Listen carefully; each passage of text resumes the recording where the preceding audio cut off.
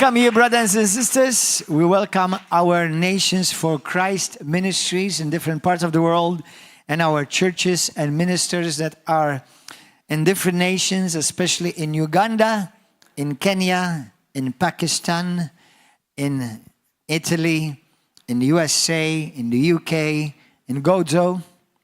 We greet you and we welcome you. And all those spread around in Malta, we welcome you this morning.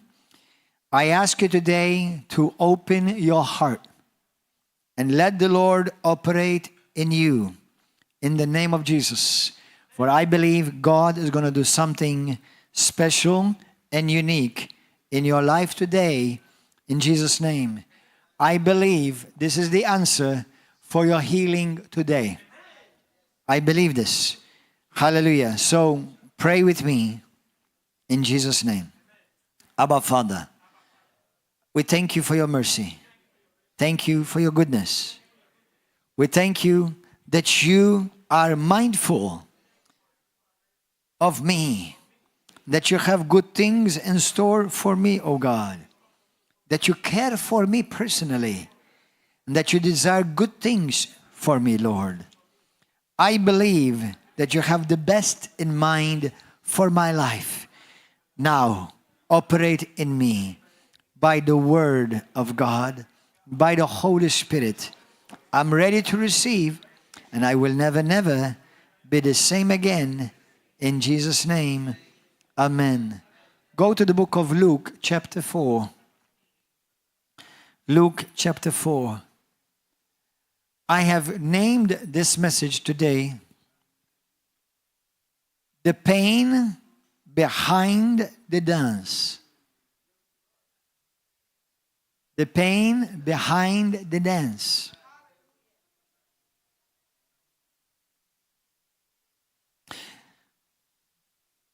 You know, recently, for this past, I should say, 2-3 weeks, it seems like the Lord has been highlighting. How many of you understand highlighting? You understand highlighting? Right? It's like, when you're reading the Bible and you grab a highlighter and you highlight a scripture or you circle it, you highlight. It seems like there was something in my life that God has been highlighting lately. We go through different seasons and different phases. And different seasons, God highlights different things in your life. Sometimes faith, sometimes healing, sometimes holiness, sometimes righteousness, sometimes whatever. But he highlights things, and it's been a while, I've noticed, and it's amazing how God sends different people from different walks of life. They know nothing about each other, and they're speaking the same message. Isn't it amazing? And one of the things that I've been hearing people speak about the pains that they've suffered in their lives. And obviously we can say, don't we all? We've all have our package of experience. As a matter of fact, I like to say it this way. We each individually are a package of experience. When you look at a person, you look at a package of experience. And it's our life experience that makes us who we are. Now, for a Christian, things should pan out a bit differently, because obviously we should not be living only by our experience, but we change our experiences with the Word of God. But ultimately, it's a truth that no one can run away from, that we are a package of our experiences. And many times I've noticed in my life, generally speaking, that we deal with people from the outset, from the outside, from the skin outside. We deal from, as the Bible says, man looks on the outside, but God looks at the heart. When we see how the Lord deals with people, and when you think about how you and I might deal with that certain person, you find out that most probably we will deal with that person differently from the way God dealt with them. Because God sees the heart. And people act in a certain way because of certain experiences that they've gone through. They think in a certain way. They maneuver life in a certain way because of experiences that they've acquired and accumulated. Many times, or should I say always, we pray to God, and I'm speaking for Christians, and this message is not just for Christians. It's actually good for everyone. Even if you are an atheist, this message is for you. Even if you don't know Jesus Christ yet, but you desire to know Him, this message is for you. Many times we pray, and as us Christians, we expect God to hear, because that's exactly what faith means. Faith is a fervent expectation. That's what faith. If you're praying and you're not expecting anything, you're not in faith. So we expect for God to do what we ask Him, obviously always according to His word. And His word is His will, and His will is His word. And there are clear things in His word that God wants everyone to be saved. Is that true or not? But is everyone going to be saved? Has that changed God's truth? It's important, huh? So man's experience does not change God's reality. Man's experience does not change God's truth. I will preach to all of Malta, which I do every day. Malta knows who this man is. But many who still have heard me preach still have not come to Christ. Whose fault is that? Mine, God, or them? So God's truth did not change because of how some have responded or lacked or failed to respond to the truth of God. So we know that it is God's will for all to be saved, but yet we know not all will be saved. So just because not all will be saved, we don't change our doctrine and start teaching, well, maybe God does not want them to be saved. Or maybe it's not the will of God for them to be saved. Because then you're teaching the doctrines of demons. What about healing? What about healing? I am a firmly persuaded man, and nobody can change what I believe, which is clearly biblical, that God desires for all to be healed. Physical healing, depression, mental healing, emotional healing. God desires for you to be completely healed. And thank God, in this church, we have seen many people physically healed. Blind eyes see, deaf ears hear, cancers disappear, tumors disappear, ulcers disappear. Hallelujah. There are many testimonies. Go and see them on YouTube. But guess what? Even though we have seen many people healed, not all have been healed. Whose fault is that? I know Christians don't get uncomfortable when you touch this area, because nobody wants to receive, well, it's me, or it's my side, or we're going to talk about it. So the message of healing, that Jesus died and He bore our sin, but He also bore our sickness. Isn't that what the Bible says? That's what the Bible says, clearly. Isaiah 53, verse 3 through 5. Okay, that's very clearly. Psalm 103. Okay, it's clearly in the New Testament. If you want to see the will of God, see Jesus. Jesus is the will of God in manifestation. Did Jesus turn anyone ever turn Him away from being healed? Exactly. So what has changed? Because we believe Jesus Christ is the same yesterday, today, and forever. Okay? So just because some have not been healed yet, everybody say yet, it doesn't mean God does not want to heal them. We don't change what the Bible say simply because my experience does not match it. Get this? Otherwise, Satan will play around and make your mind, your brains a playground.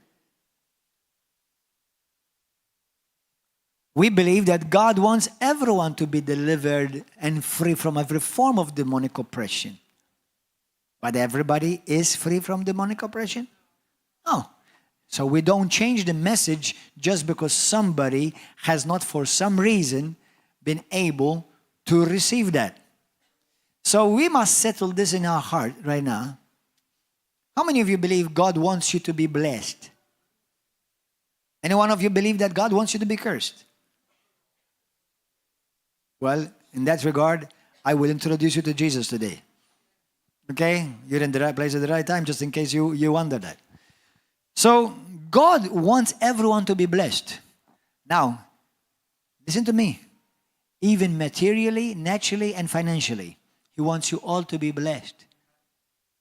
Does that mean just because God desires that and it's clearly stated in the Bible, does that mean that everyone is going to be a millionaire? No. Does that mean that everyone is going to be automatically, immediately financially blessed? No. But just because they don't see it or they have not seen it yet, has that changed anything about what God said? No. Please settle this in your heart. Because many people, when they don't see what God has promised, they blame it on God. Remember, you're blaming the one that you need to receive from. Tell me how that's going to work. Okay? So, the old saying goes like this. Some who have not been able to reach the grapes, have you ever heard the saying? They call the grapes sour. So you prayed, God, give me grapes. I need grapes. And God said, okay.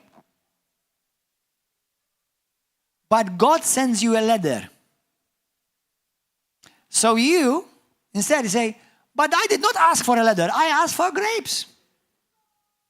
So you start arguing about the letter and you never reach the grapes. Because you're a dummy. So you start blaming God. You see, it's not my will. It's not God's will for me to receive grapes, Pastor. That's because you're dumb. And now you don't just need grapes, you need some common sense as well with it. Because God has provided you the letter so that you will be able to reach the grapes. So I know beyond any shadow of a doubt, if everyone in this world, all pastors, apostles, prophets, teachers, bishops, popes, die without the grapes, I will still believe that the grapes is the will of God for me to have. You should praise God right now. More excited. More excited. More excited. Hey, okay. Hallelujah. It's true.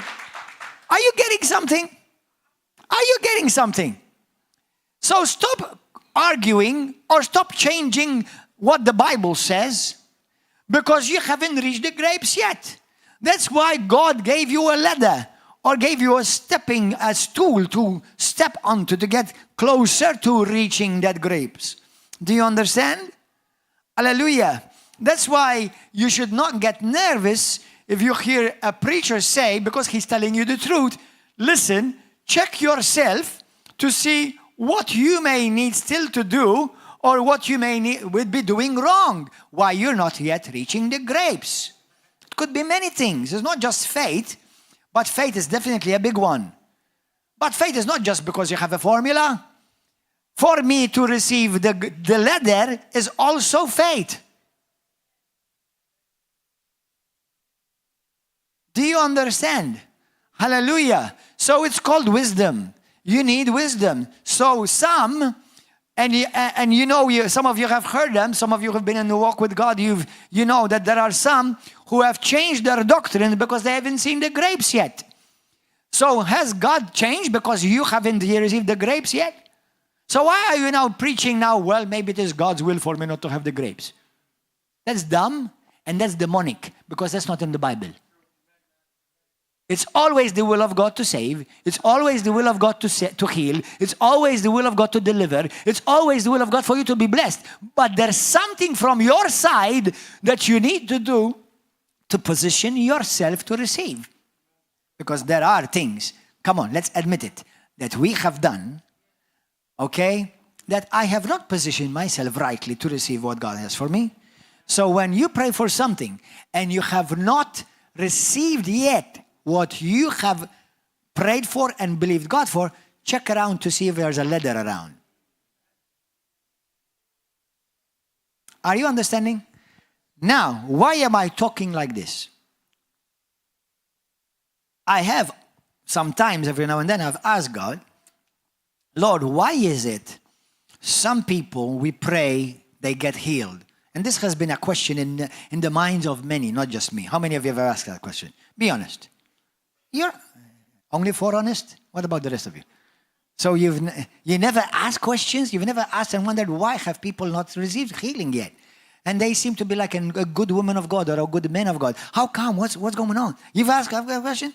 I think this is going to help answer this question to you. If not all of it in totality, I believe it's going to help you get closer, a step further up, closer to the grapes. Okay? Hallelujah. How many of you are are expecting some grapes? Amen. Hallelujah. Now, I tell you why I spoke about this. Because obviously, hello. You and I I'm in the same boat as you. Okay? There are certain things that I've asked God for. Many things I've seen, but there are things that I haven't seen yet. That's why it's called the walk of faith. Okay? But also, it's not just a walk of faith, but it's also a walk of wisdom. That's why you need church. That's why we need the gathering. That's why we need the fellowship. That's why we need worship. All of these things is what make me and you a whole Christian. Amen? So there are things, and some of you may even know the general basics, why we may have not, certain people may have not seen certain things yet. But it's not because it's not God's will for you to have it, it's because there's a ladder still that you need to climb. Okay? And I'll give you one very, very basic. If you're asking God, for example, you suffer from asthma. This is a natural thing that I think many will understand. Let's say people suffer from asthma. And you're a chain smoker. Now, why are you wondering why you haven't been healed yet? Is it not obvious that smoking is going to kill you with asthma and it's going to make your asthma worse? So you have to cooperate. Everybody say cooperate with the plan of God. But then there are certain things in our lives which are not as obvious as smoking. There are certain things that you don't see from the outside, but there's a lot of smoke on the inside, which is called pain, scars, rejection, fear, abuse that somebody may have suffered. But we judge a person from the outside when God sees the inside. Over 18 years ago, I came to Malta because I used to live in the States and I lived abroad for about 15 years. So when the Lord called me to come to Malta and I was traveling, I used to travel in America as well as an evangelist. And the Lord had called me to come to Malta. Anyway, in 2006, I came here and we started the church. In 2006, May of 2006. So I was traveling, and I remember the Lord said to me, He said to me, son, I'm going to start teaching you how instead of just looking at people, but I want to teach you in a way how you start looking and seeing through people. You see, me and you, we look at people. God looks through people. That's something that you should desire too. Especially as a Christian on a mission, because you're on a mission. Help me, Lord, to see through this person. What's hindering him? What's putting him down? What's bringing this? Why is he in this situation? So ask the Holy Spirit, teach me to see through people. So listen to this, brothers. Sometimes we ask God to give us healing, financial blessings, a deliverance, a relationship made perfect and restored. But sometimes, instead, God answers with a word and a message. Let me tell you this. If God answered with a message, God has answered you. Lord, I'm hungry. Elijah. and the Lord say, or I'm thirsty, go to the brook. Has God answered his prayer? Elijah prayed for water, and God said to him, go to the brook. No, but Lord, you didn't hear me. I think you misunderstood. I want water. Exactly, go to the brook.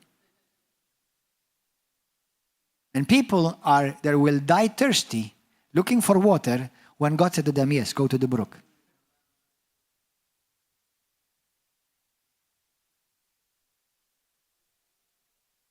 Are you understanding this? God, I want to enter my promised land. Okay, cross the desert. Oh, Lord. But I just want to enter the promised land. Yes, cross the desert. Now, you see, God doesn't hear everyone. He hasn't answered me yet. You're a dummy. He has given you the answer. He has not given you promised land. He has given you the way how to get to your promised land. Amen? So many, and this is where many Christians miss it. And then they start changing doctrine. It's not always God's will to heal. Dummy. Now you're preaching heresy. Now Jesus Christ is no longer the same yesterday, today, and forever. According to them. To me, for sure he is. I've always said this. If every Christian dies sick, I will continue to believe till the day I die that God wants you healed, for sure. Because the Bible doesn't change because of my experience. Don't ever let your experience change the Bible. You change your experience by the Bible. Amen. Hallelujah. I wanted to share this with you because without realizing, do you know we are so prejudiced? Have you noticed that? How many Christians, I think everyone, you start learning not to become prejudiced. Because by nature, we're prejudiced. Do you know what prejudice means? Prejudge. It means you judge somebody, you scan him, you scan her, and I think, I don't like this guy. He looks proudful. He feels like he's full of himself. I don't like this guy. The way he talks, he puts me off. You see, right away, we get prejudice. Right away, we prejudge a person and we put him in a category somewhere in our life. Have you ever noticed that? How does God look at a person? How is Jesus looking at that person? Now, my message is called The Pain Behind the Dance. Do you know we are all in a dance? That means we're all outwardly want to act happy, like everything is in place and everything is in order. And we are doing really well, but on the inside, we're shouting and crying out for help because we're hurting and we're breaking. But we're dancing. And everybody's looking around us. Wow, look at that. Look at that guy. Look at that brother. Oh, look how happy they are. Look how nice they dress. They must be having it really good. You don't know. They may be crumbling on the inside.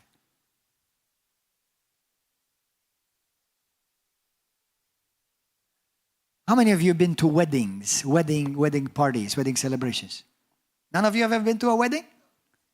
Okay, I will invite you to my next one. Okay. We have several weddings here at the church, so I encourage you to come. But I've been to several weddings lately, apart from we do weddings. And God started opening my eyes to the people present there. I remember I went up to a man, a young guy, age 14. Age 14. Precious, beautiful. And I said to him, what's going on with your life? He said to me, I said, what's going on, bro? I said, oh, everything is okay. And I said, no. I said, tell me what's really going on. Brothers, within less than 10 seconds, he breaks down and cries with me. He said to me, I'm going to tell you because you're the pastor. He said to me, I'm an addict on drugs already. 14.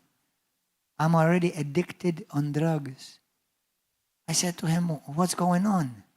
Now, if you see him, you say, look at this beautiful son, beautiful young man, good looking, handsome. He's on drugs.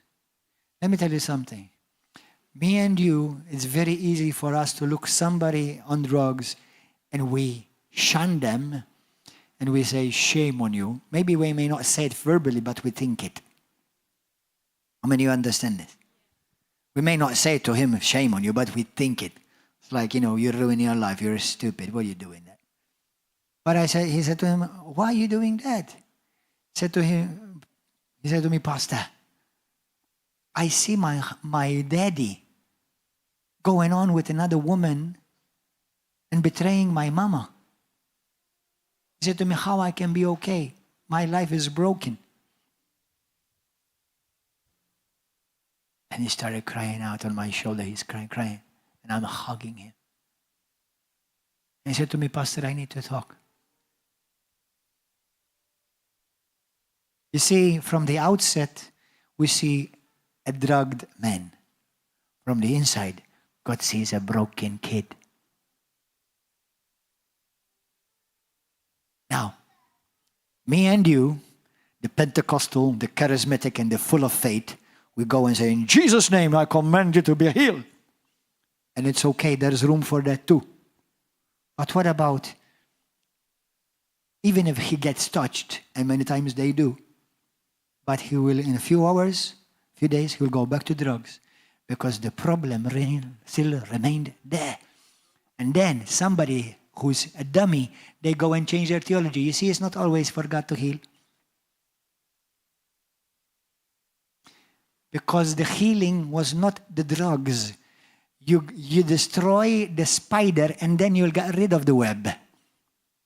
And the spider is the pain that there is in the man's heart. He's seeing his mom and daddy that have hugged him, loved him, played with him, separated. That's a lot of pain for a 14-year-old to carry.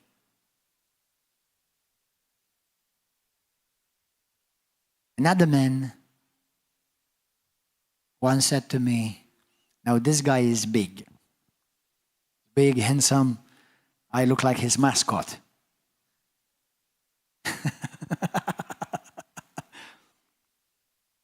And I said to him, brother, how are you doing? The same. It's amazing. Let me tell you something. When you ask somebody, how are you doing? Hi, bro, how are you doing? You're lying. You're a cheat. If you are going to ask somebody how you're doing, give them time.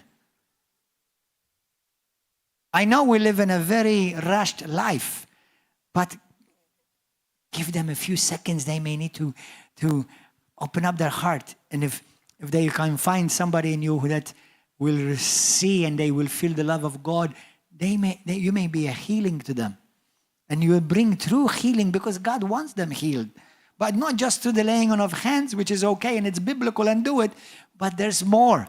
There are deeper things that we don't see. And as I'm talking to him, I gave him a word from God and it shook him. And when I said something to him, it brought the fear of God over his life. And he started crying. Because this man is doing things that are ungodly. Me and you will automatically judge him because he's betraying his wife. Not everyone may know around him, but I knew, I found out. And when I told him a word from God which pierced his heart, he broke down, and from a giant man, a little boy started crying. And he said to me, Pastor, I cannot talk with anybody. Nobody will listen to me or understand me. He said to me, my wife does not understand me. I cannot talk to her. Now listen to me carefully. Sin will never be justified before God. But some people may be driven to do certain things, not just only because of sex. There are many other things why many people may end up doing certain things, drugs, going with prostitutes, or betraying their wife or their husband. It's not just about sex. We all know sex is nice, but it doesn't last very long. Many people do things because they want to escape or numb the pain. Just like some people may look for drugs. It's not drugs they want. What they want is they want to heal or numb that pain. Somebody taking drugs is never going to be good. Betraying your wife or betraying your husband is never going to be good. Lying or cheating is never going to be good. But the Lord is teaching me, and it has to ask the Lord to teach you. Lord, why does certain people do certain things? What's making him do that? What's making him do that? And that's because he is broken. And he has not found someone that he can trust and open up his heart. And I've discovered when people open their heart and talk, healing, the grapes come. We may declare as much as we want, and you should, because it's good and it's biblical. By his stripes we are healed. But let me tell you something. Sometimes you may declare it and it will not still manifest because there are other issues. The pains of the heart. Are you understanding? Let me tell you this. We may go to Gżira, go to Valletta. Nowadays, you can just go on internet and order a prostitute. And you wonder, shame on her, prostitute. She couldn't be doing something better with her life. Let me tell you something. Did you know that prostitute, when she was a little girl, was raped by her father? So we shun her, we despise her because she's a prostitute. But we don't realize that that prostitute, all she's doing is running away, looking for pain and finds none.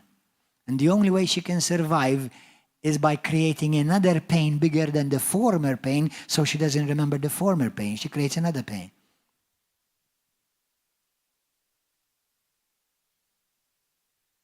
So when I've been to these weddings these last few weeks, I'm seeing people dancing. That's why the message is called The Pain Behind the Dance. I'm seeing people dancing. Everyone else, for example, is looking at Israel here, Joshua, and say, look at this brother, look how wonderful he's dancing and he's celebrating. But God is saying, my son is broken. He needs healing. Everybody thinks he's okay, but they don't realize that there's a lot of pain. And he has no one to open up with his heart with, because he's afraid the moment he says something, people will reject him, will sideline him, will despise him, maybe even go and spread what he said to him or her with everybody else. So now we close ourselves up, and that once supposed to be a river becomes a polluted pond.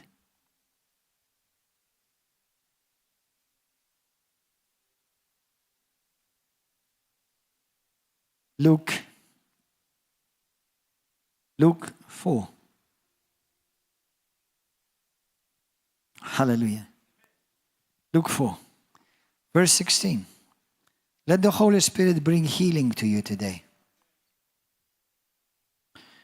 Look what Jesus says. This is the gospel that Jesus brought. Brothers and sisters, listen. This is the gospel that Jesus brought. And it's the gospel that Jesus sent you and I to preach. Because Jesus said, as the Father has sent me, I also send you. He said this, 18. The Spirit, he opened the book of Isaiah, he found the place where it reads, the Spirit of the Sovereign Lord is upon me, because he has anointed me to preach the gospel to the poor. He has sent me to heal sickness and diseases. That too, we know that for sure too.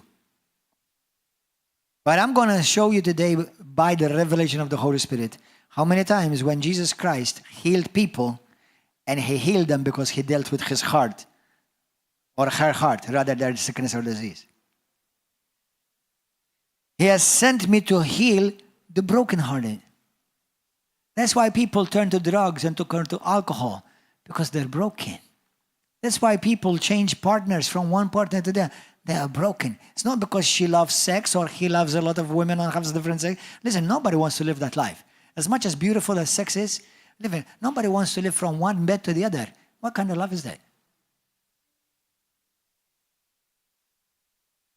As much as sex is beautiful, nobody wants to jump from one bed to the other every week. What kind of life is that? You feel like nothing. Your life is zero. So there's a reason why women or men sleep around. There's a reason why people end up on drugs. And the people who end up doing these things, you know what you're looking at? You're not looking at a drug addict. You're looking at a kid that is broken and never found a way how to be healed.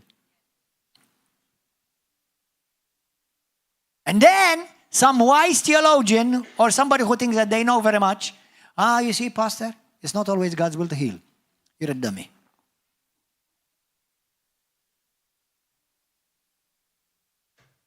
And now we start preaching lies.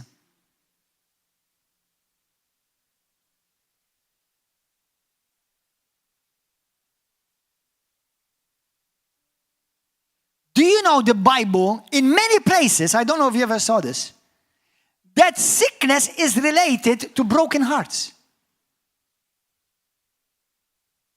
Asthma, anxiety attacks, sickness and disease in the bones, flesh, heart palpitations. Do you know many of these things are related to traumas, to bad experiences?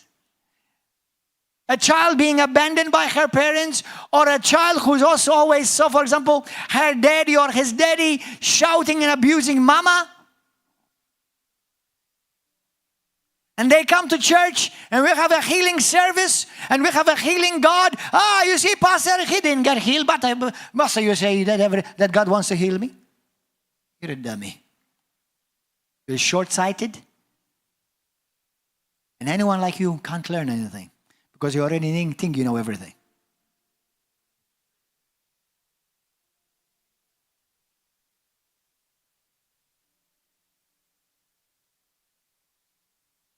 He has sent me to heal the brokenhearted, to proclaim liberty to captives. Brothers and sisters, before Jesus came into our life, we were a prisoner of Satan, literally, a prisoner of our past experiences, literally. When Jesus comes, let me tell you something. This is a powerful, powerful revelation. Now open your heart and open your ears. When Jesus comes into your life, He brings keys, but you must open them. You must turn the key. He gives you the key. It's called authority. He gives you the ability, the Holy Spirit, but you must turn the key. That's why Jesus Christ, behold, I have given you keys, authority. He has sent me to heal the brokenhearted, to proclaim liberty. The Lord says you are free.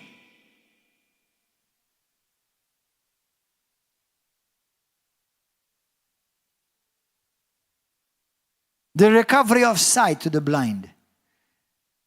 I have seen blind people see. I have seen people who had partial blindness see. And I've seen somebody who was born blind and see. So I know this also means physical. Let me tell you something. Everything is parallel.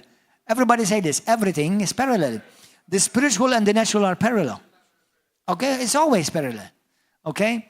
But When you receive Christ as your Lord and Savior, your healer, your deliverer, and the lover of your soul, the healer from your wounds, you start beginning to see why you do certain things. You start beginning to see and understand why you always have the same problem. Somebody said to me today, just a few days ago, he said to me, Pastor, now this guy used to come to church, and praise God, I pray in Jesus' name he'll come back again. But he'd been through many problems in his life. And apart from he lost his mother when he was young, his father was a drunk. Can you imagine what a beautiful life you're going to grow like that? Apart from all of that, now his grandparents start raising him. And his grandfather had a farm with chickens. Okay? And one day, the grandfather took him to the farm, and his grandfather apparently had quarrels and fights with their neighbor farm. So he grabbed the pigeon in his hand, this little kid, maybe 6, 7 years of age, and this pigeon, he just threw her up in the air to fly. And instead of fly to freedom, fly into a fence.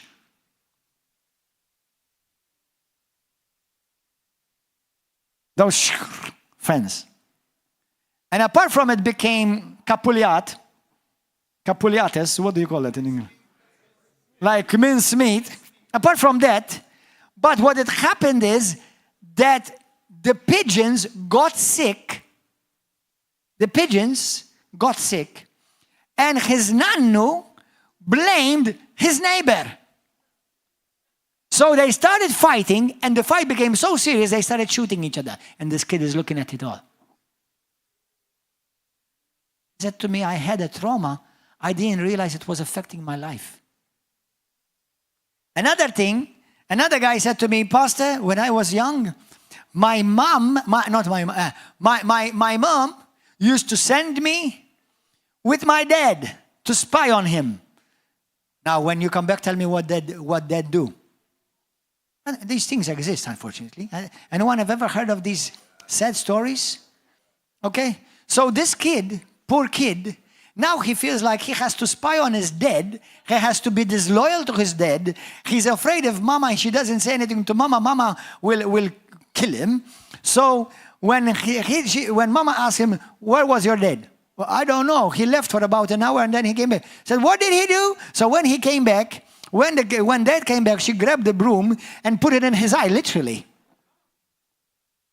And this poor kid saw all of that happening to him. So he grew with this trauma. And then he said to me, Pastor, I started understanding why I can't have a decent relationship with a woman. One woman, she was a dear friend of mine. We were at school together, and she said to me, I would like to be married and have a family one day. She said to me, but I can't stand men. Although I would like to be married, she said to me, because when I was a little girl, my uncle used to rape me sexually. So now for me, men are beasts in my mind.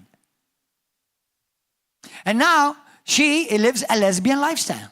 And some dummies, they tell her, well, she was born that way. No, she was not born that way. She ended up that way because of the pains and the rejections and the suffering that she had to go through. And she never found healing. But healing is available. Let me tell you something. Not only God heals, you and I heal.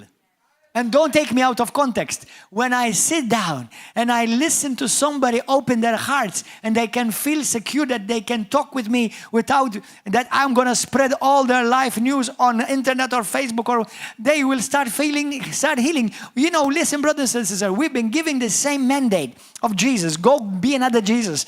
Go and heal the brokenhearted. There are many. Let me tell you something. If you don't want to ever run out of business, go and heal the brokenhearted. Everybody's brokenhearted.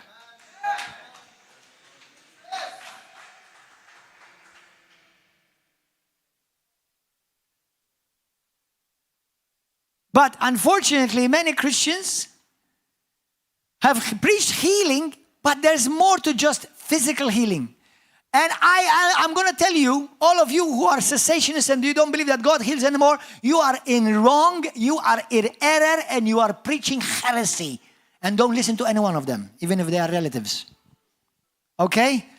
But God does heal. But it's more than just laying on of hands. Some people need time. They need healing on the inside. And then when they find healing and wholeness on the inside, let me tell you something, what's going to happen? Sickness will disappear. Because much of sicknesses are related to traumas, pains, rejections, fear, abuse. Amen. I'll tell you another story. How many of you like another story? Anybody like another? Another story. You know, I do have a lot of Bible scriptures, believe me. I'll tell you, one brother, he lived divorced. He wasn't divorced, although there are many of them too. But this guy had a lot of problems with his wife. He was married, he had 2 kids. But his marriage was breaking up. He was living a double life. And he watched one of our programs on Ħabbejtek. And the Lord touched him. He came to church. He gave his life to the Lord. And he said to me, Pastor, he said to me, I hated God, I hated religion, and I hated religious leaders, priests. He said to me, because when I was a kid, I was sexually abused by a Catholic priest.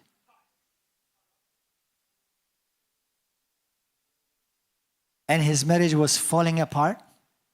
He was trying to find healing in many other things. I'm not going to say too much. But you can imagine it, and if most probably you can imagine it, he did it. But when he found Christ, he came to the river of love. God healed his heart. God healed his heart.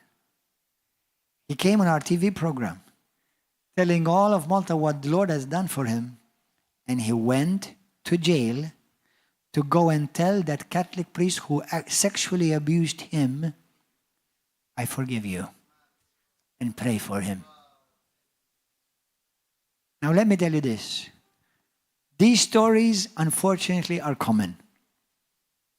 But let me tell you this. I've learned a lesson in my life, one of the many, that hurt people hurt people. Most likely, that Catholic priest was sexually abused himself too. And he thought he's going to find it, becoming a priest is a solution. Like one Catholic priest said to me, for 35 years he was a priest. And he became a priest because his family pressed him and pressured him. He was the only boy from 6 children. The rest were girls. They pressured him to become a priest.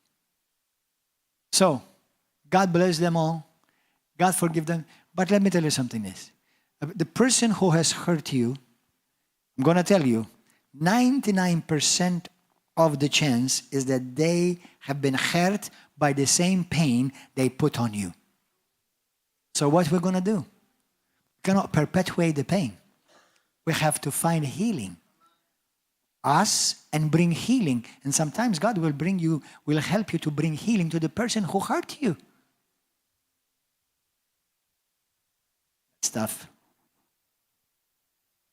That stuff. Amen. So, as we're reading Luke chapter 4.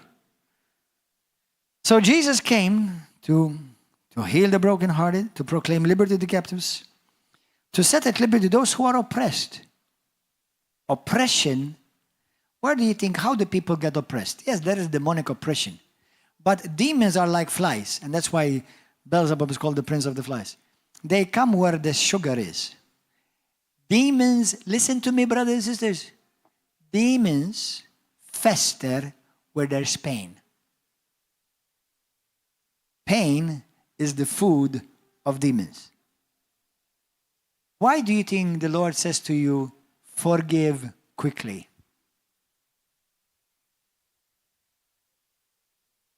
Where there is pain, demons are attracted. And now proclaim the acceptable year of the Lord.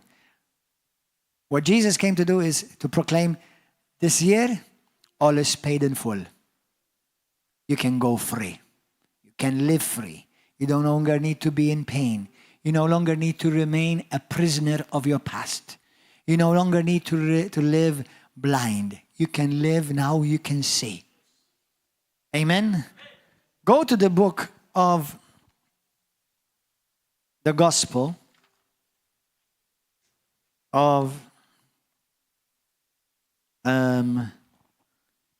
where Jesus Christ in Mark, let me read this to you.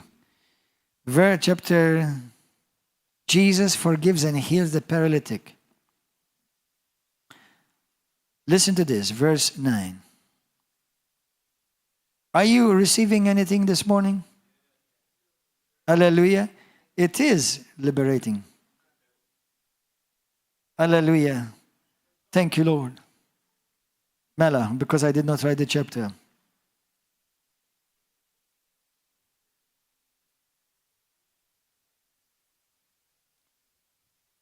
I think is... Oh no, I didn't read it. I didn't write the chapter. Is it in Mark? Mark chapter 2 maybe? Hallelujah. Go there. Let me read it to you. In the meantime, just listen carefully. So Jesus, he got into a boat, crossed over, and came to his own city. Then behold, they brought to him a paralytic lying on the bed. When Jesus saw their faith,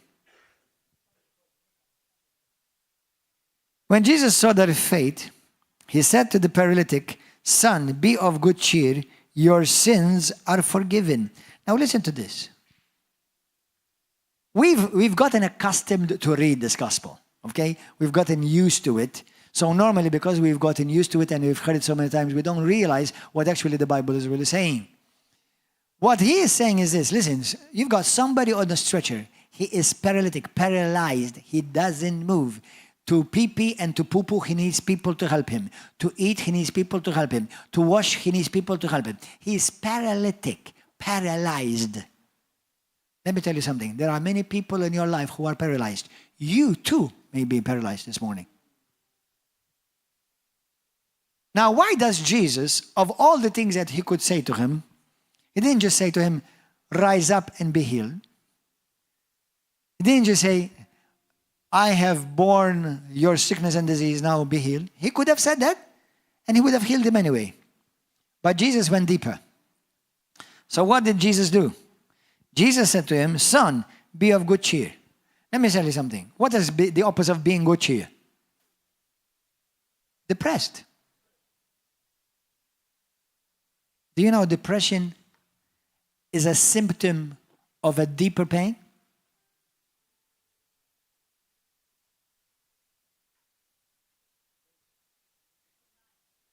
Mark 2. Mark chapter 2, 9. So, he said to him, "Be of good cheer, your sins are forgiven you." The Bible says that the joy of the Lord is our strength.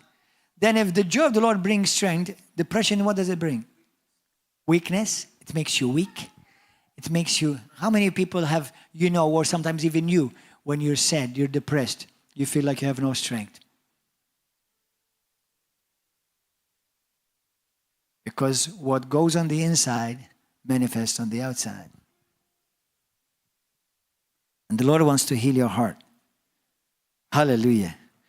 Thank you, Jesus. Go to the book of Proverbs, chapter 4. Proverbs 4. Verse 20. Let's start from 20, verse 20. "My son, give attention to my words. Incline your ears to my sayings. Do not let them depart from your eyes. Keep them in the midst of your heart. For they are life to those who find them, and health to all their flesh." Look. "Keep your heart with all diligence. For out of your heart spring the issues of life." So we see people sick in their bodies And many of them, their problem is broken hearts, disappointments, rejection, abuse, fear, loneliness. In the book of Psalm 34, 18. Psalm 34:18. The Lord is near to those who have a broken heart and saves, heals, and delivers such as have a contrite spirit. If you have a broken heart, today you're the perfect candidate to be healed. Psalm 51, 16. While you're turning there, Psalm 51, 16. It says this. Have you ever heard of Robin Williams? How many of you heard of Robin Williams? One of my favorite actors. Very great actor. I actually once saw him when I used to live in San Francisco. He was married with children. But when he was a kid, he was still a baby, when he was still a child, he was abandoned by his parents. And he was raised up by his grandparents. And he was always lonely. Nobody to play with. Always by himself. Closed up. Depressed. Listen. People who are raised up with our parents or broken families. And there are people in this family, in this church too. Number one, the Lord has given you a spiritual father and a mother who will love you and will help you. Hallelujah. But you don't have to remain broken. You know what I've learned in my life too? Is that out of your brokenness, God will bring healing to others. And from the very brokenness that the Lord heals you, God will use you to heal other people's brokenness. Your misery, God turns it into a ministry. Amen? Hallelujah. And I'm saying this to you because I don't ever, any one of you, to start believing that God doesn't want to heal you. That's a lie from the pit of hell. Yes, He wants to heal you. But sometimes somebody's healing is not going to be the grapes. It's going to be the staircase.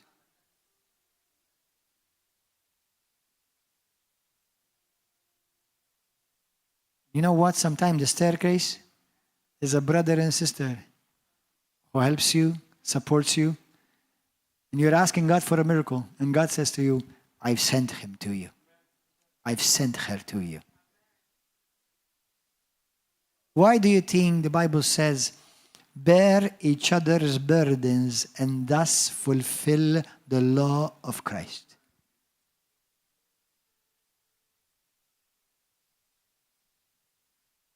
If anybody tells you we are not under the law, it's not completely correct. We are still under the law. It's called the law of love, the law of grace, the law of Christ. No, we're not under any law of Moses. No, not even one dot of it. But we're now under a higher law. Is the law of Christ that sets you free. Hallelujah. Thank you, Jesus. Thank you, Father. In Psalm 51, Psalm 51, 6, verse 6, look at this. I love this scripture. I love the scripture. The Bible says, behold, you desire truth in the inward parts. And in the hidden part, you will make me to know wisdom. You desire truth. What is he saying? In other words, what is he saying? Listen, I want you to be genuine. I want you to be real. Stop acting. Listen, you've confessed the Bible. You claim the scriptures. Good. It is good that you've done that. But sometimes you need to just say, Daddy, I come to you. Can you help me fix it? Because it broke. When I was a kid, When I was still a toddler, I remember vaguely when I used to have a toy that breaks, I used to go to Daddy, say, Daddy, can you fix it, please? Sometimes Christians, we learn how to quote the Bible and it's wonderful and do it. But sometimes we need to get back to being a kid again. Because if you heal the kid on the inside, the man on the outside will manifest. If you heal the girl on the inside, the mighty woman on the outside will manifest. Sometimes we grow in Jesus and we want to be seen as a mighty man of God and a mighty woman of God, and you are. But sometimes you need to break, take a step back and say, Daddy, help me fix my heart. I am a broken man. I'm a broken man. Many people may look at you and admire you. Look how educated. Look how much university, how much training, how much good knowledge, how many languages, what a beautiful car, what a beautiful house. Listen, all of that is to God. What is He looking for? A true, genuine, sincere heart. That's why God sees the heart. He doesn't see the outside. Let me tell you this. In elections, when we vote for people, I wonder if we had to see their heart if we vote for the same people.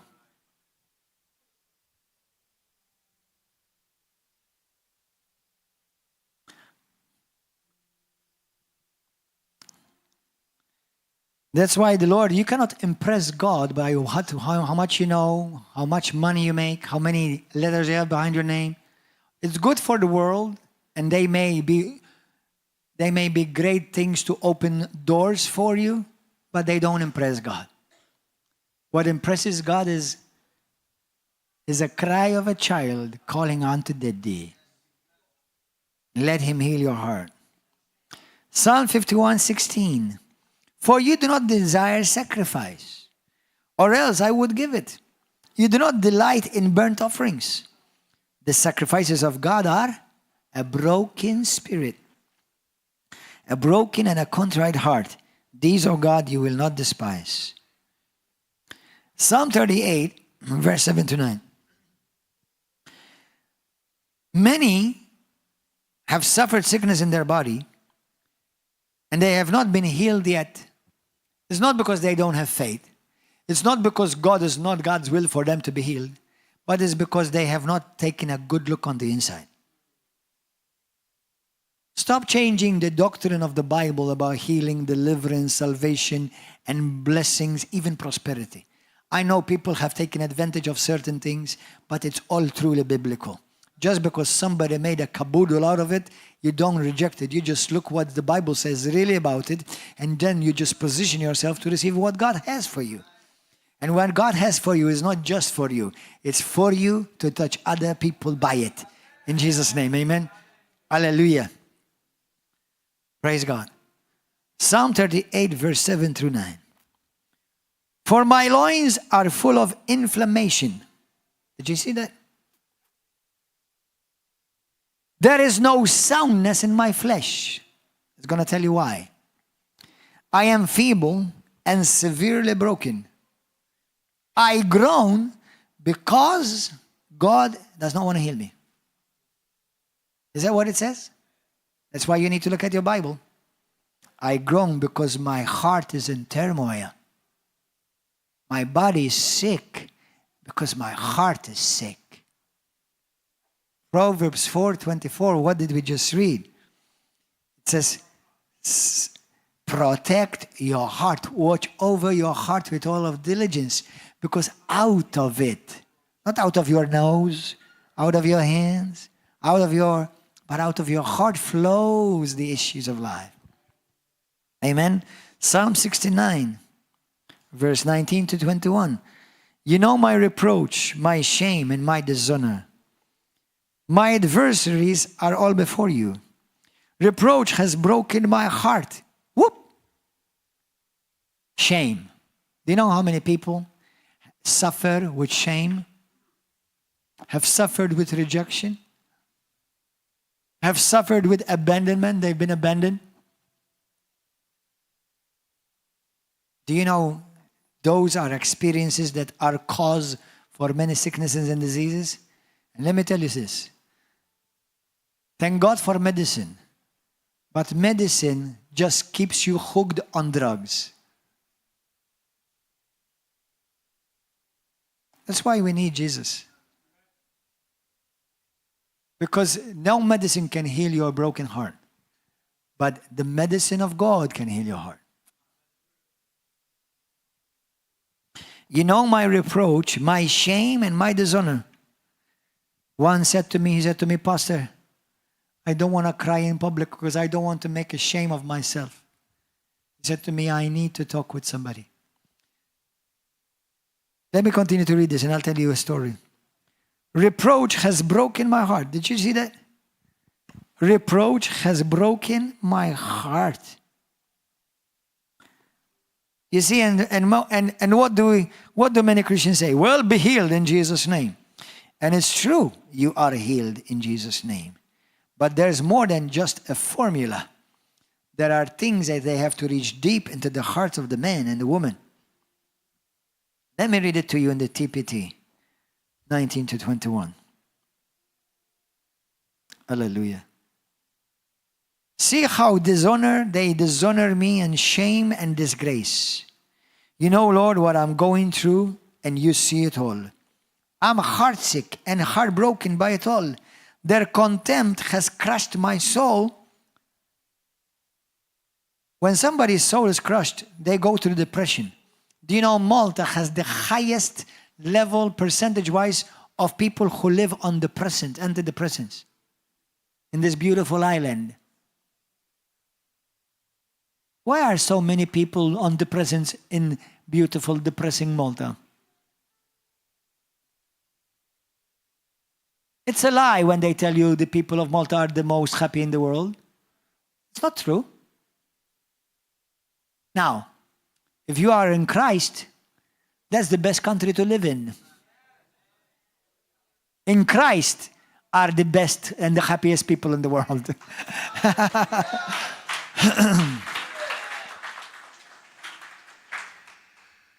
Now summer is coming, or here. You're going to find out how many people are happy. You cross the street a bit wrongly.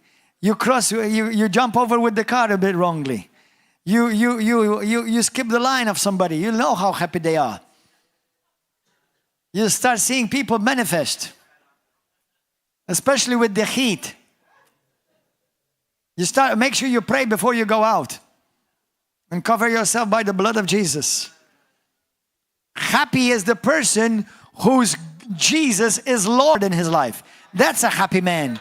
That's a happy woman. Hallelujah. Amen. Verse 21, reproach has broken my heart and I'm full of heaviness. I looked for someone to take pity, to have mercy on me, but there was none. For comforters, but I found none. Proverbs 17:22, a merry heart does it good, like medicine. But look at this. But a broken spirit dries up the bones. How many people may have bone problems or bone cancer, and actually what the treatment they need is not to heal their bones, but to heal their broken heart? It's telling you here, I'm helping doctors, I'm helping the medical field today. Hallelujah. Thank you, Lord. Let me tell you, brothers and sisters, those of you who are married, you're glad to be married, you regret that you are married, listen to me carefully. Let me give you marriage counseling, and I'm going to solve all your problems literally in 10 seconds. Are you ready? Those of you who are dating, courting, call it whatever you want, just as long as you don't act naughty. Listen to me. I've met many wives. And do you know what many of them say to me? My husband does not understand me. Lift up your hand. Obviously, only if you're a wife.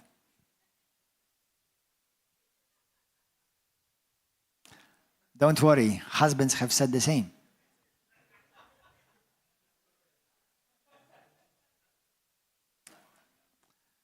But do you know what I have found many husbands say?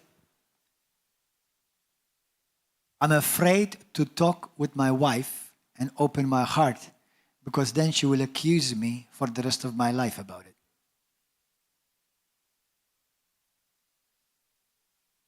What about? Listen to me. Let me give you an antidote to heal your marriage. Why don't you, husband and wife, whom you have made a covenant for life, to promise each other to be honest and sincere with each other. Let your husband speak to you. Don't tell him, whoa, you're always the same. Don't tell him any names. Don't call him hamallu. Don't call him selfish. Don't accuse him of anything because of that. Just look at him as a son of a father whom God has trusted you with. Let him speak openly to you. You'll be surprised. When you heal your husband, you've healed 50% of your marriage. When you heal your wife, you've healed 50% of your marriage. That's why a wife may look for another man and why a husband may look for other woman. It's amazing. Pastor, I'm going out with the other woman, and it's amazing. She understands me. It's like when I talk with her, she hugs me, she listens to me. My wife, if I talk to her, she'll start kicking me out, leave the house. I cannot talk. And then his wife, Pastor, help us pray for our marriage.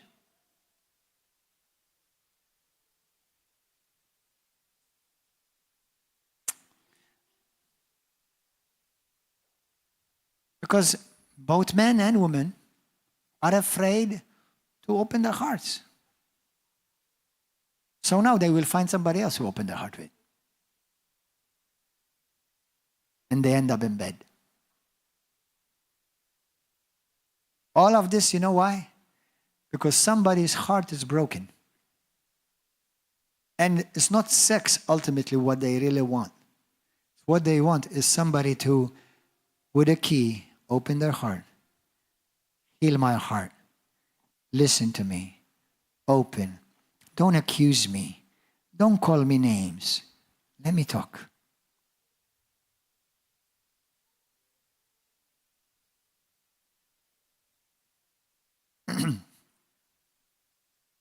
One man said to me, Pastor, my wife, she thinks she loves me, but she does not let me talk.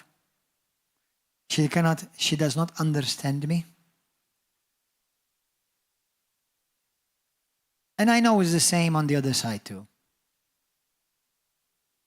But if we had to learn from Jesus, instead of judging your husband and judging your wife from the outside, and just help bring healing to his heart.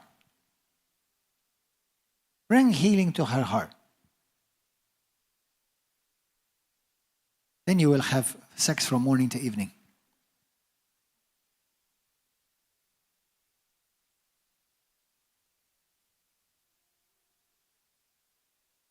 Let the Holy Spirit minister to you. Now,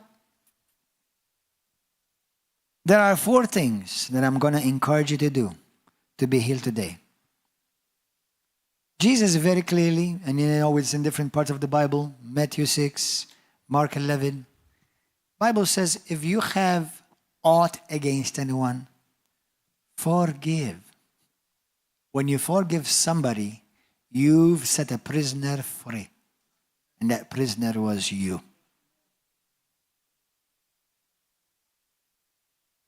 Forgive. Forgive them. And if you want to know for sure if you truly forgive them, when you think about them, what do you feel? You want to do vendetta? You want to pay them back? Look what they've done for me, so I want to pay them back. Or, Lord, you know, he did that. We drove him to do that. Maybe because that's what has been done to him. So I forgive him, bless him, Lord. Release him. I release him. And I start feeling compassion for him or for her. Because if he was driven to do that to me, Lord, give me the grace to look at him with the eyes of compassion. Forgive. Number one. Number two, forgive yourself.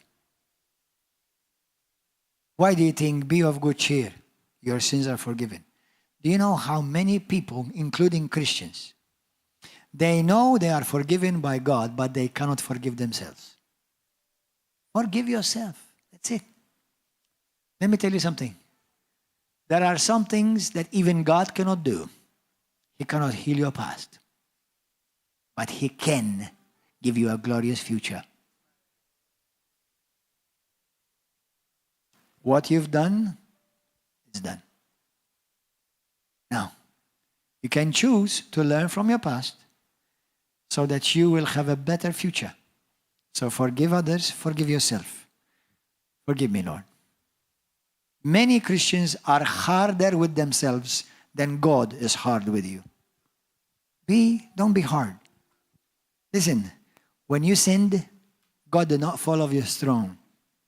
He already saw your future. He already knew what was coming. He was not shocked or surprised. Forgive yourself. Number 3, check for the ladder. Check where the Lord has sent you the ladder so that you can reach the grapes. Because it is His will, not for you to just have one little grape, but to have a whole caster full of. And finally, find somebody, and this cannot be anybody.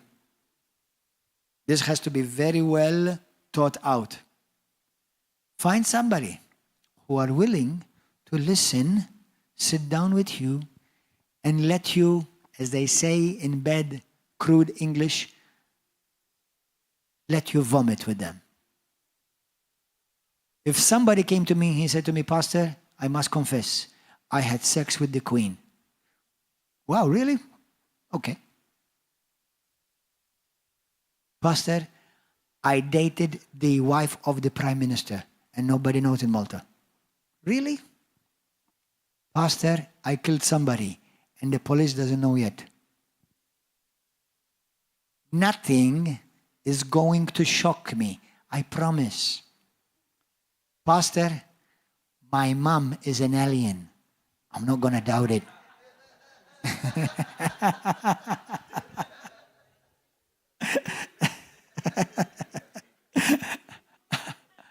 I want you to say this. Now listen to me. If you want to meet with me, talk with me, I will. Now that doesn't mean you bombard me from morning till evening with messages. It means you make an appointment and we sit carefully. We sit and we talk. Me and my wife. There may be others in the body of Christ, but they make sure that they are mature in the Lord. Why is that? Number one, not everyone who knows the Bible knows how to give good counsel. Okay? Just because you know the Bible doesn't mean you know how to apply the Bible. It takes years of experience. It takes a special calling, pastoral, a father's call. Okay? And be sincere, be open. Let God heal your heart. Amen? Make an appointment. And listen, if anyone here comes and open their heart with you, please make sure you keep it between you two. Listen, one pastor. Now, will you be surprised if I tell you a pastor, and I'm not talking about myself, so don't think about it. If a pastor slept with another woman, will you be surprised? Now, is it good? No. Is it nice? It's terrible. But have you ever wondered why? Because the Bible says, for every cause, there's a reason. Now, the cause, if it's bad, it's never going to be justified before God. Okay? But what about there is a reason what drove him to do that? And this pastor went to look another pastor to open his heart with, and I need help. And instead of open his heart and helped him, he went and spread it over the internet. Very nice. Now tell me this. I know someone. God bless his heart. Today he is restored. I know one man. He said to me, I knew him when he was in the world. Can you imagine? He was Christian for many years. He was a pastor of a church, of a nice-sized church. Things got out of hand. He ended up sleeping with another woman from the church. He realized he made a mess, he made a sin, he committed a sin, and he went and talked with another pastor to help him. If somebody is seeking out help, that's a good sign, right? And instead of helping him, he ended up telling all the other pastors of the nation. Now, guess what? Now, the shame of this man, look how much is increased. The pain, how much is increased. Now, he quit pastoring, he quit Christianity, and went back into the world from pastor.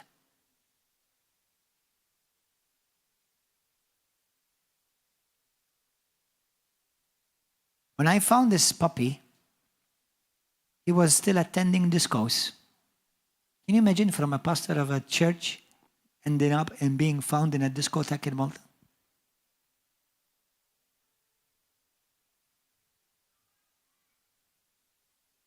Today he is fully restored by the grace of God and for the glory of God. If somebody comes and is vulnerable with you, number one, if you can't handle, tell them, please don't tell me anything. Go and talk with somebody who can truly help you. But if you may help somebody, make sure that you don't be the cause of causing more pain. Because there are people who have come to me. They've done some really bad stuff in this world. There are people who have killed people. There are people who have slept around with different people outside of marriage. And nobody can find out. Now, God knows, but if they sought help, then it's a good thing that they sought help. Amen? So forgive yourself. Ask God to forgive those who hurt you. Bless them. Don't seek revenge, because revenge is only going to perpetuate your pain. Believe me. Be honest, be sincere with God. Be sincere. Seek out help from your pastors, from your spiritual parents, and be completely healed. And then we can heal. Then we can see your complete healness. And then you become a living testimony of the goodness of God. Amen. Let's bow our heads.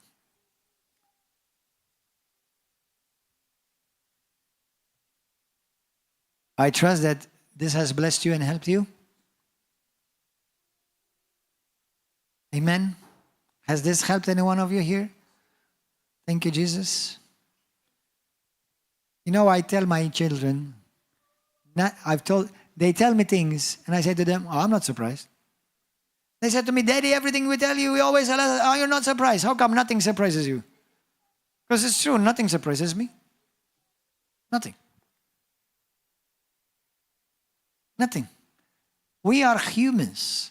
Now, we are children of God, but we are humans. We are easily breakable. But there is healing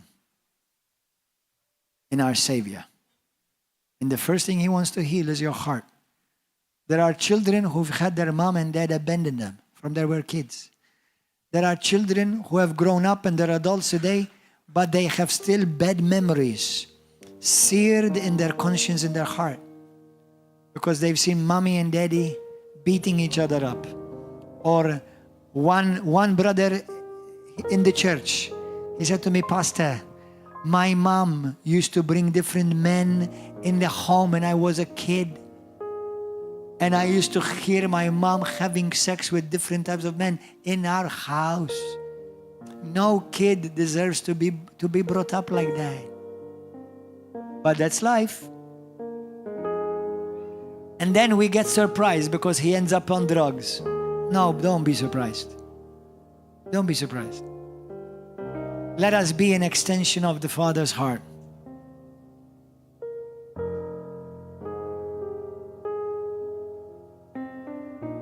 If there's anyone here today or on Facebook or YouTube, and you say to me, Pastor, I need healing because I have a broken heart. My heart is broken. I have so many scars from the past.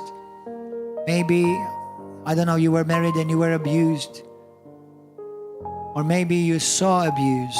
Maybe you were rejected many times. Maybe somebody did something to you and they put you to open shame. And that's created pain in you. It's pain, and then it made you angry. And then you want to make revenge. And all the Lord is saying to you, son, daughter, let me handle it. Let me heal your heart. Let me make you whole again. Let me make you whole again. You know what? I know we've heard it many times, but let me repeat it. Jesus loves you. And He cares for you. He cares for you. He cares for your well-being. He cares for your heart to be made whole. The Lord truly cares for you.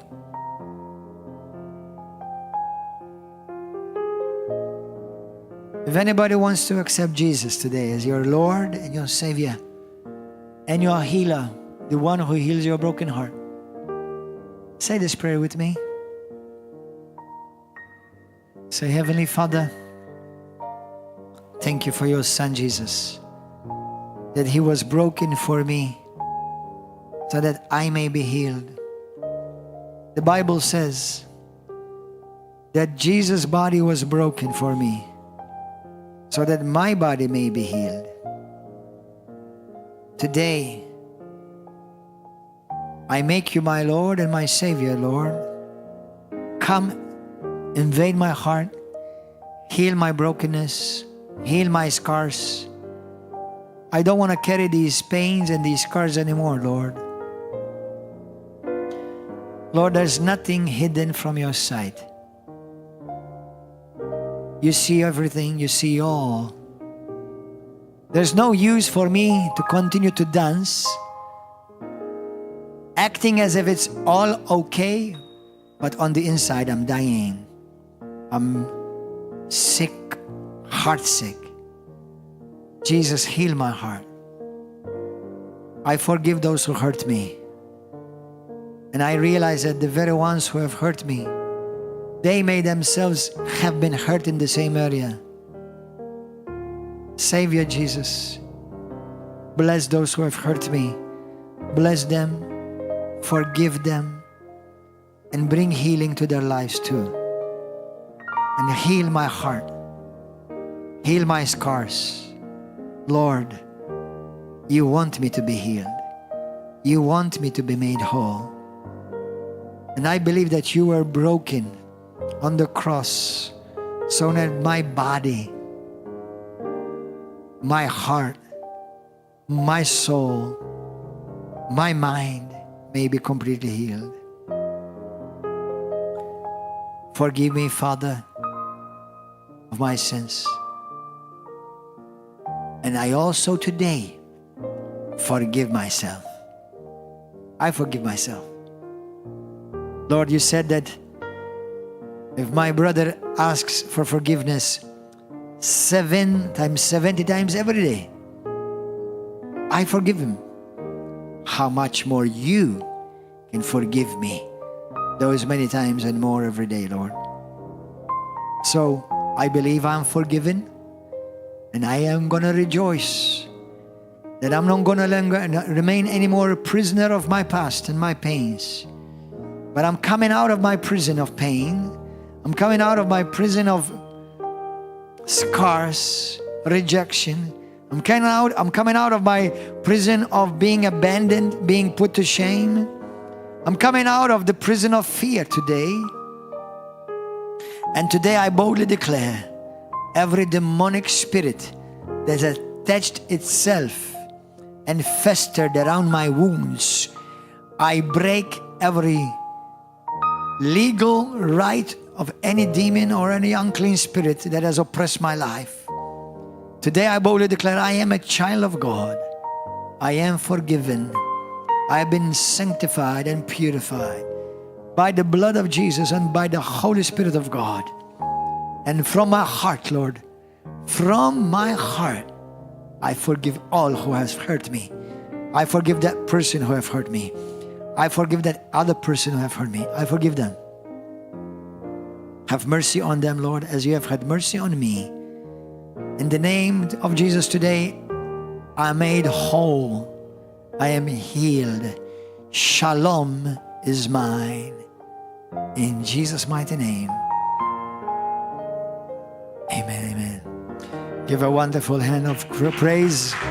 Hallelujah! Let's all stand.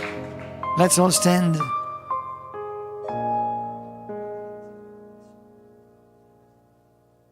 Those of you who may need prayer after this, I want you to come forward and I want us to sing a song over you. Come forward. Come forward. I want us to sing over you. Come. Come. Brothers and sisters, come forward. Cameras, keep them on myself. Come. Come receive healing. Come receive healing. Don't be ashamed. We're not here to shame you. We're not here to disgrace you. Hallelujah. Rabasakata. Let's pray in the Holy Spirit just for a few seconds. Broda sika. Radababosokoto roboshila baba. As we sing this over you, let the hand of God enter your heart, heal your heart. Let the Lord heal you of the pain. And don't live in shame. And you know, I hear the word of God as well saying, regret. Stop living in regret. Stop living in regret. Today, God has placed before you life and death. Hallelujah. Life and death. Now choose life. Jesus raised Lazarus from the dead after 4 days. The Bible says he was even stinking, smelling bad. Listen, your situation may have stunk, smells bad, but we serve the God who raises people from the dead. Nothing is impossible for your situation if you choose to grab hold of those stairs. If you choose to cooperate with the plan of God for your life, you will be healed. And then your life before you is beautiful and it's glorious. In Jesus' name, don't waste your life living in regret, living in shame, living in pain, living in fear. No more in Jesus' name.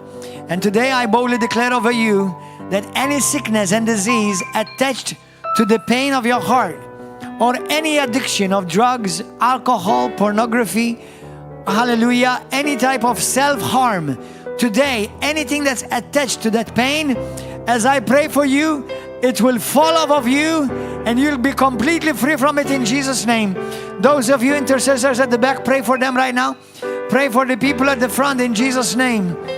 In the name of Jesus. And right now, as we sing the song over your life, may the Father's heart, may the Father's love heal your pain in your body.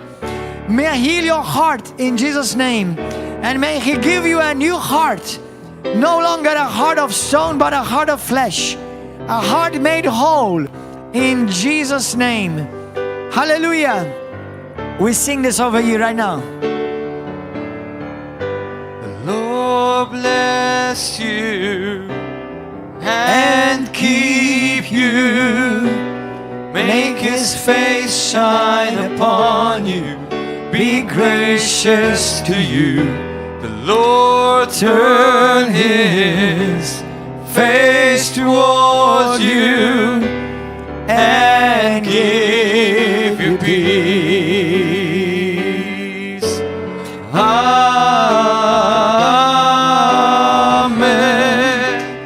Amen. Amen. Hallelujah. Amen. Amen. Amen. bless you.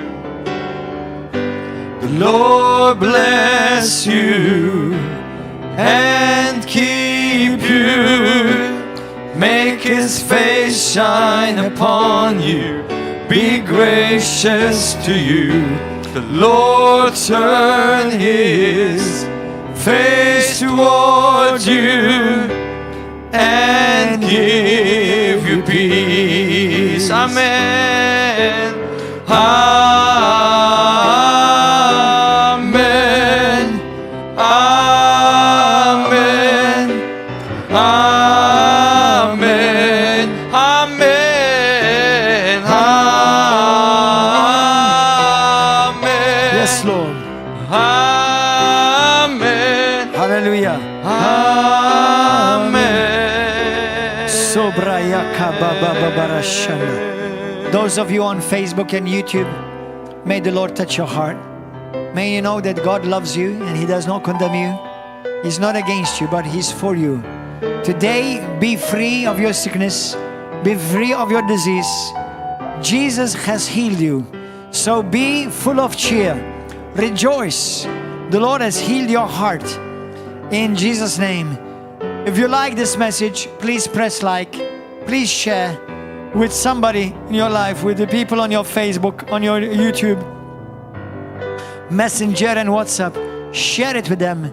Bring healing to someone who may have given up on their healing, on their being set free. Because healing is the children's bread. Deliverance is the children's bread. It is the Father's will for you to be made whole. And he still is healing till this day. God bless you. We'll see you here next week. God bless you. Bye-bye. Hallelujah. Lift up your hand, everybody.